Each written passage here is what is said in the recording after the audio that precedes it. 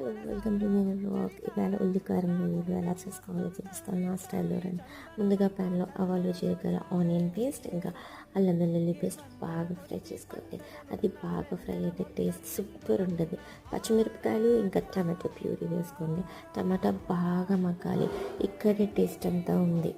ఎంత బాగా ఫ్రై అయ్యి ఎంత బాగా టెక్స్చర్ వస్తుందో అంత టేస్టీగా ఉంటుంది కర్రీ.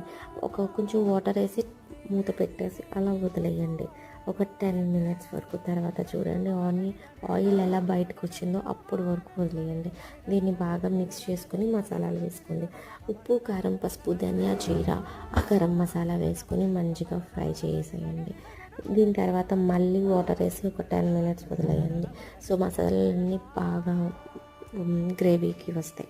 ఆ తర్వాత ట్రైగర్ ప్రాన్స్ వేసుకోండి. నేను ట్రైగర్ ప్రాన్స్ వాడాను అండ్ ఇవి నేను ఆల్రెడీ మ్యారినేట్ చేసి పెట్టుకున్నాను ఫర్ 1 hour.